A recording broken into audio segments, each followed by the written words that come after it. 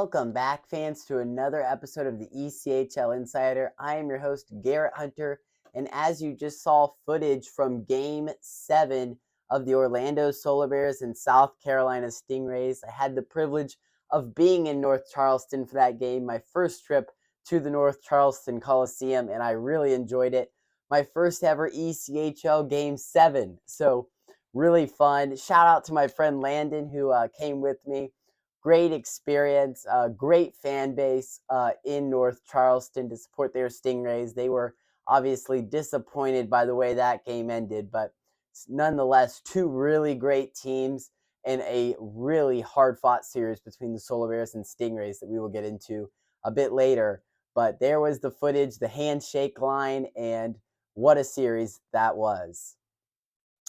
So now we will wrap up for you the first round of the ECHL Kelly Cup playoffs and then preview for you round 2 of the division finals now in the playoffs. So let's jump right in with the North Division, the Trois-Rivières Lions and Reading Royals. This was a sweep for the Lions, 4-0. They got the job done. And Reading, they were in a crazy race with the Railers to even get in the playoffs. So I think they were happy to be there, but, obviously disappointing when you get swept, but this is a very talented Trois-Rivières team, and they definitely took care of their business in the first round. Next up, it was the Norfolk Admirals and Wheeling Nailers. Norfolk, a surprising 4-1 defeat of the Wheeling Nailers, and really it was Norfolk's goalie Thomas Milich leading the way with a spectacular series for him. Just all the way around, really. He played lights out for the Admirals, a shutout in games 1 and 2, and he was very solid between the pipes, leading the Admirals to a playoff victory. In the South Division, we talked about it, the Orlando Solar Bears, Game 7 victors in South Carolina, 4-3 over the Brabham Cup champion Stingrays. I picked the Solar Bears to win this series, and indeed they did. Just impressive, really, from this Orlando squad. Goaltender John Gillies, just really, really impressive. A shutout in that Game 7, 2-0 Solar Bears. Just impressive, really, from this Solar Bear squad. In Game 7, it was the former Stingray Hudson Thornton, assisted by the former Stingray Jack Adams, the game-winning goal in that Game 7. And I can now say, being at that arena, they really hate Jack Adams, the former Stingray, kind of like, oh, you're on the other bench now, no friends in North Charleston. They definitely don't make friends with former Stingrays there. So that was an interesting dynamic to see. But yeah, this Solar Bear team, just impressive. They got down 3-2. They're the 4th team in league history now to go on the road and win a Game 6 and a Game 7. Very impressive series win, and very cool to see it in person, that team embracing each other and the celebration at the end of Game 7. And also in the South Division, the Florida Everblades, 4-0 over the Jacksonville Icemen. It's heartbreak in all different forms for the Icemen. Now they've lost 4 straight seasons in the playoffs to this Everblades team, and now the first time ever in ECHL history a team has been swept by 4 overtime games. That is right, the Everblades, 4 straight overtime wins over the Icemen to get this series victory, and just deflating if you're the Icemen. I mean, they played them very close, obviously, but just couldn't finish in the extra session on any of those games. A really close series. Obviously, Iceman fans, they're saying this should have been closer than 4-0, and they're right in saying that. But this is a very, very experienced, very talented Everblades roster, and they know how to finish when they need to, and they were able to do it in 4 straight overtimes. Up next in the Western Conference, we'll talk about the Central Division and the Toledo Walleye and Indy Fuel. Walleye kept rolling in the playoffs, a 4-0 sweep of the Fuel. Walleye have swept their Central Division matchups 2 years in a row, and now in the first round they sweep the Fuel. The second time in the last 3 years they've swept the Fuel in the first round, and I think this series we can kind of say it was just a more talented roster, really, for this Toledo team. They had the scores, they got the goaltenders really talented, and Indy, it just kind of looked like they were out of gas, right? They were in such a tight playoff race all the way down, 72 games, really 70 games down the stretch, and they were just out of gas, and they just met their match, really, in this series. A lot of great players on that Indy roster, but just a fantastic Toledo effort got them the sweep in this series. And also in the Central Division, the Fort Wayne Komets and Iowa Heartlanders, arguably the most thrilling series of the first round. 4-3. Fort Wayne prevails. They came back from 3-2, just like Orlando, but this time it was back-to-back home wins in games 6 and 7 to knock out the Heartlanders in round one. And for Iowa, you got to be excited, though. They made the playoffs for the first time in franchise history, and they gave Fort Wayne all they could handle in this series. Just a great season, really, for the Heartlanders, and a very, very hard-fought first round that they definitely cannot hang their heads about. Finally, the Mountain Division, the Kansas City Mavericks and Tulsa Oilers went at it in the first round, and despite game one going to the Oilers, that one a road victory for them. Kansas City definitely bounced back, took the next 3 games. Tulsa extended the series with their game 5 victory at home, but it was the Mavericks winning 4-0 in game 6 to close out the Oilers 4-2. And again, nothing to hang your heads about for the Oilers. They gave this Mavericks team a very hard fight, and you can see the literal improvement, right, from the Oilers. 4-0 last year against the Mavericks. This year, 4-2, and they gave them a lot of trouble in this series. Just a lot of close games, a lot of hard-fought battles in this series, but goaltender Jack LaFontaine was just really the X factor for the Mavericks in this series to get them the victory.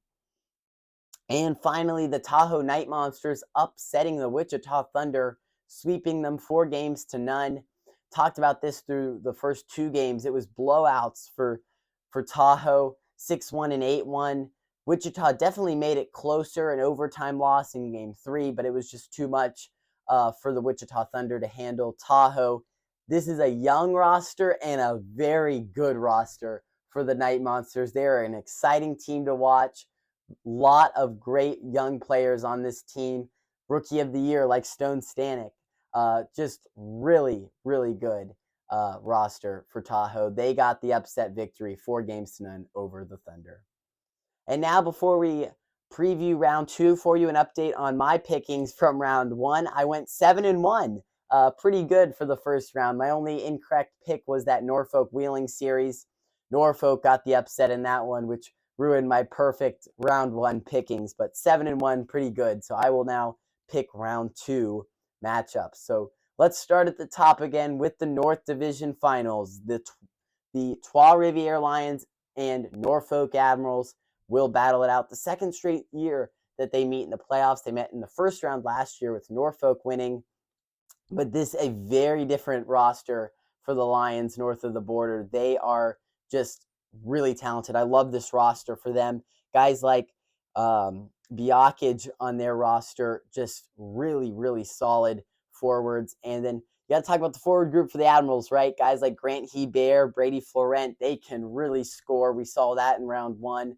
So should be really good. Should be a high-scoring series, I'd see. But we'll see if goaltender Thomas Milic has something to say about that on the Norfolk side. And definitely the goaltending for the Lions has been on point all season. So we will see what this series brings. I'm going to pick Trois-Rivières to win this series. I love their roster. Love this Admirals roster, though, too. They have a lot of great fast forwards on this team as well.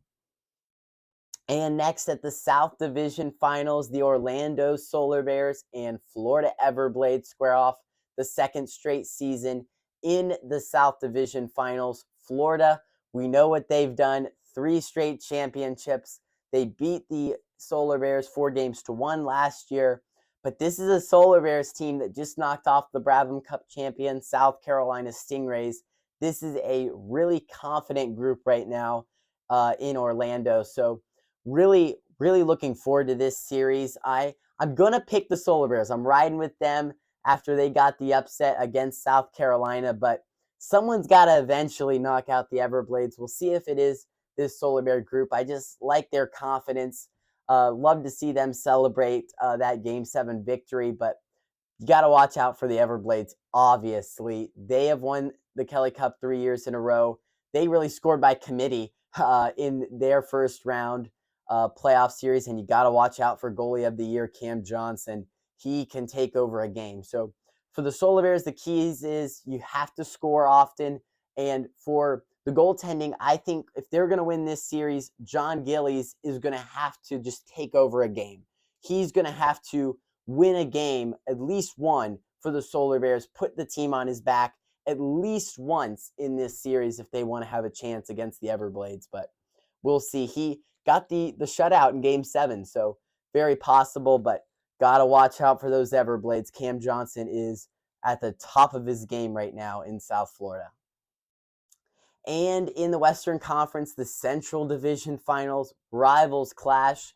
Fort Wayne Comets and Toledo Walleye. Fort Wayne coming off a Game 7 win over the Heartlanders. Toledo coming off a sweep. And Toledo's had plenty of time to rest for this series. They should be well rested, well prepared for this series. And as we mentioned earlier, they have swept rounds 1 and 2 the last 2 seasons, looking to do that for a third straight time.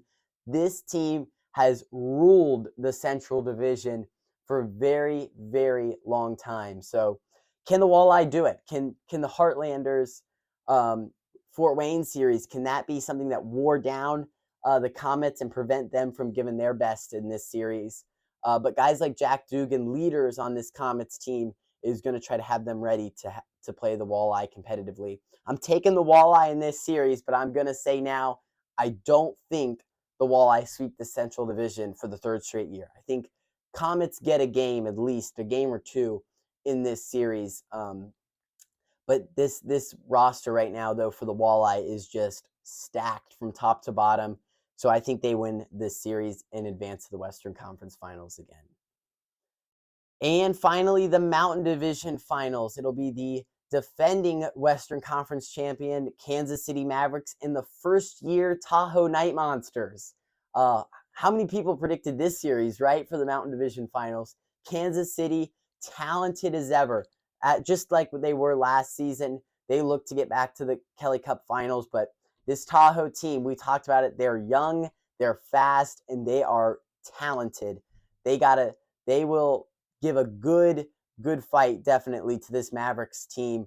But the goaltending matchup, I am really keying in on this series. Goalie Jesper Vikman for the Tahoe Night Monsters and goalie Jack LaFontaine for the Mavericks, two of the best goalies in the first round of the playoffs.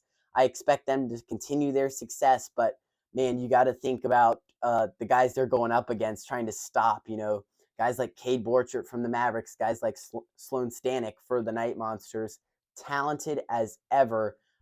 Forward group, two great goalies, just a really great series this should be. I am picking the Mavericks to advance, but Tahoe will definitely put up a huge fight in this series.